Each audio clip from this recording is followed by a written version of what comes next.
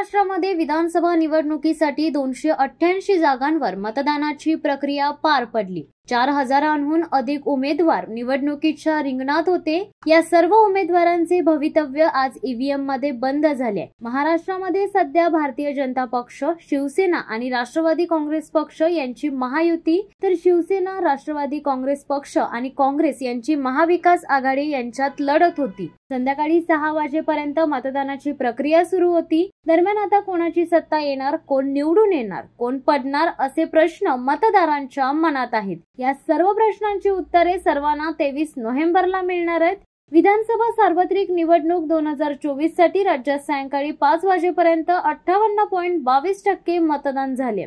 राज्यातील जिल्हानिहाय मतदानाची टक्केवारी पुढील प्रमाणे: अहमदनगर 61.95%, अकोला 56.16%, अमरावती 58.48%, औरंगाबाद 60.83%, बीड 60.62%, भंडारा 65.88%, बुलढाणा 62.84%, चंद्रपूर 64.48%, धुळे 59.75%, गडचिरोली 69.63%, गोंदिया 65.9%, हिंगोली 61.18%, जळगाव 54.69%, जालना 64.17%, कोल्हापूर 67.97%, लातूर 61.43%, मुंबई शहर 49.7%, मुंबई उपनगर 51.76%, नागपूर 56.6%, नांदेड 55.88%, नंदुरबार 63.72%, नाशिक 59.85%, उस्मानाबाद 58.59%, पालघर 59.31%, परभणी 62.73%, पुणे 54.9%, रायगड 61.1%, रत्नागिरी 7.35%, सांगली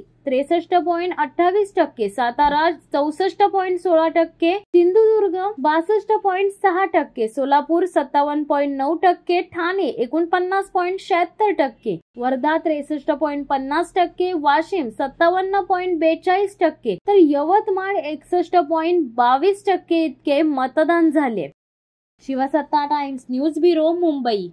दे धडक बेधडक वृत्त देणाऱ्या आपल्या शिवसत्ता टाइम्स न्यूज चॅनलला लाल बटन दाबून सबस्क्राईब करा आणि बेल आयकॉनला क्लिक करायला विसरू नका।